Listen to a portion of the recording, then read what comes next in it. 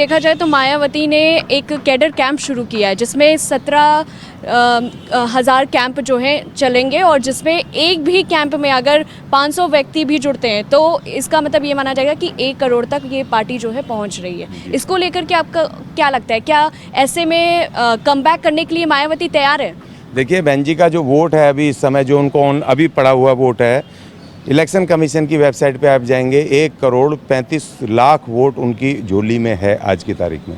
और ये जो बहन जी ने ये जो फार्मूला तैयार किया है इसको डबल करने का सवाल है कि इसको डबल कर देंगे इस वोट को तो कम से कम 3 से 4 करोड़ वोट अगर आ जाएगा, क्योंकि टोटल जो वोट है उत्तर प्रदेश में 15 करोड़ वोट है और 15 करोड़ का 50 से 60% वोट पड़ता है, तो वो कम से कम 7 से 8 करोड़ वोट टोटल पोल होगा।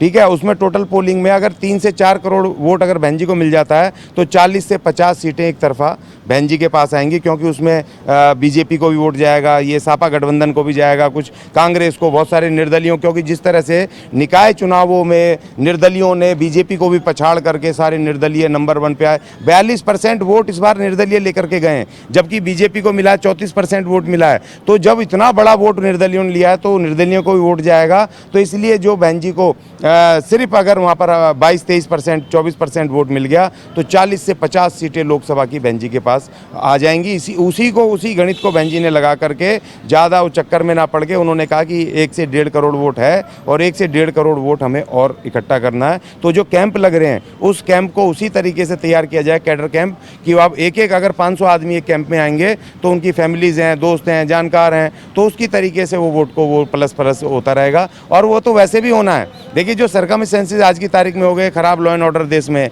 महंगाई चरम पे, बेरोजगारी चरम पे, और जो यहाँ सांप्रदायिकता बढ़ रही है, हिंदू मुसलमान हर बात में देखा जा रहा है। कोई किसी एक मुस्लिम ने क्राइम कर दिया, उसको कह देते हैं जी ये तो मुसलमानों ने साजिश कर दी। और तो और देखो, जो ट्रेन हादसा हुआ, उस ट्रेन हादसे में सरकार की गलती है। फरवरी में अधिकारी ने चिट्ठी भेजी कि भाई ये सिग्नल खराब है, इसको ठीक कर दो, नहीं तो ये कुछ गड़बड़ हो सकती है, घटना हो सकती है। लेकिन उसको ये कह रहे हैं अपनी गलती ना मान के, उसमें मुसलमान ढूंढ रहे हैं कि जी ये पोस्ट मास्टर तो मुसलमान था, मुसलमान वो भाग गया, वो हिंदू मुस्लिमों ने साजिश कर दी। और फिर जब वो भी फेल हो गया तो इन्होंने कहा जी SC ST के लोग आते हैं यहाँ पर, रिजर्वेशन से आते हैं, वो तो अयोग्य होते हैं, उनकी वजह से हादसा हो गया। तो ये अपने उसको ये कर रहे हैं, माहौल बना रहे हैं हिंदू मुस्लिम SC ST के विरुद्ध। ये तमाम उस माहौल को जो बना रहे हैं, ये माहौल इनके विरुद्ध जा रहा है। उधर ये बहन बेटियों के खिलाफ जो ये साजिश कर रहे हैं, जिस तरीके से एक FIR हुई है खिलाफ आदमी पे, चाहे झूठ बोल रही हैं सच बोल रही हैं, उनके ऊपर पॉक्सो एक्ट जो सबसे खतरनाक है, जिसमें तुरंत गिरफ्तारी होनी चाहिए, तो आप उसमें अरेस्ट नहीं कर रहे हो अपने लोगों को जो तुम्हारे साथ जुड़े हुए हैं। तो लोग देख रहे हैं, महिलाएं देख रही हैं, SC ST देख रहे हैं, माइनॉरिटी देख रहे हैं, और इसका फायदा टोटल बहन मायावती को उत्तर प्रदेश में मिलना है। मैं बार बार कह रहा हूँ, पिछले 14 मई से हम लगातार बोल रहे हैं, 2022 से, जब से हमने भारत की सरकार को हमने 25 सूत्री मांग पत्र दिया था, जंतर मंतर पे संविधान चालीसा का पाठ किया था, संविधान का हम प्रचार कर रहे हैं। हमने कह दिया था कि अगर भारत के संविधान को कोई बचा सकता है तो सिर्फ बहन मायावती बचा सकती है और कोई नहीं बचा सकता, क्योंकि उत्तर प्रदेश में 80 सीटें हैं और उत्तर प्रदेश में ना तो कांग्रेस का दखल है, और वहां पर जो ये SP सपा गठबंधन है ये भी इस बार फेल हो गया, बहन जी दूसरे नंबर पे आ गई हैं। अगर बीजेपी को कोई रोक सकता तो बहन जी रोक सकती हैं, और वो अगर 50 सीटें अगर उन्होंने दखल दे दी तो ये मनुवादियों की इनकी रीढ़ की हड्डी टूट जाएगी और चारों खाने चित हो जाएंगे। और बहन जी और ये कांग्रेस वगैरह की इनकी मजबूरी होगी बहन जी को प्रधानमंत्री बनाना, और पहली दलित प्रधान। अब की बार हमारा भी नंबर है ना 75 साल में, हमें भी तो प्रधानमंत्री बनना है भाई इस देश में, और हम अपनी पार्टी से बनेंगे, इन पार्टियों से नहीं बनेंगे, क्योंकि इन पार्टियों से बनेंगे तो वही हाल होगा जो राष्ट्रपतियों का हो रहा है। क्योंकि राष्ट्रपति तो बना दिया मगर उसको उद्घाटन में नहीं बुलाओगे, क्योंकि तुम्हें हाथ जोड़ के खड़ा होना पड़ेगा उसके सामने, वो तुम्हारे सर पे बैठेगी, सिर्फ प्रतीक के लिए बना दिया, वोट लेने के लिए। इसलिए हम अपनी बहुजन समाज पार्टी से प्रधानमंत्री बनेंगे कि हम स्वतंत्र रूप से अपने लोगों के लिए काम कर सकें।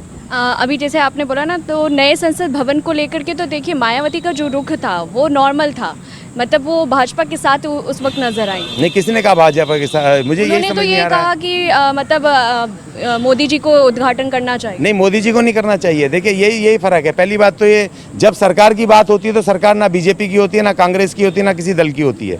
कांग्रेस भारत सरकार है, वो मोदी जी प्रधानमंत्री हैं, वो किसी पार्टी के अध्यक्ष नहीं है, वो इस समय प्रधानमंत्री हैं, देश के प्रधानमंत्री हैं। तो बहन जी ने जो अपना ट्वीट करा, उन्होंने ये कहा कि भाई सरकार ने ये बनाई है, संसद बनाई है, सरकार को उसकी जिम्मेदारी है कि वो किससे उद्घाटन कराए, उसमें हम क्यों चक्कर में पड़े। अब सरकार तय करे, प्रधानमंत्री करे, राष्ट्रपति करे, या किसी मंत्री से करवाएं या किसी से भी करवा दें, उसमें हम क्यों उसमें चक्कर में पड़े। और दूसरी बात, बहन जी का ये जो स्टेटमेंट था, ये बीजेपी के समर्थन में नहीं था। बहन जी ने कहा कि उनको पता है 2024 में प्रधानमंत्री बनना है।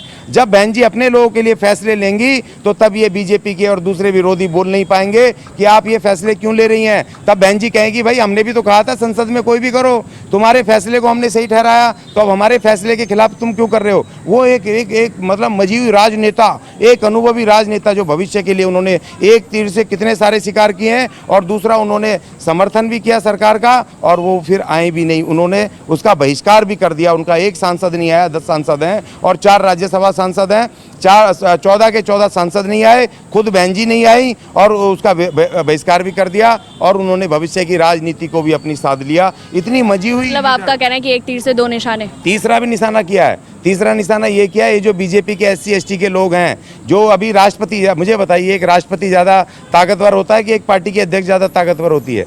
राष्ट्रपति जिसमें संविधान की शक्तियां हैं, जब वो खुद नहीं कह रही है, उसको अपमान नहीं दिख रहा है कि उसकी पार्टी के लोग या प्रधानमंत्री जी उसको बाईपास कर रहे हैं, यहाँ तक कि उसको वो इन्विटेशन भी नहीं दे रहे हैं कि आप इसमें आ जाओ, इसमें प्रोग्राम में, संसद में आ जाओ। तो जब उसको अपना अपमान नहीं दिख रहा है, तो बहन जी उसके लिए जो महलों में बैठी है उसके लिए क्यों पंगे लेंगी।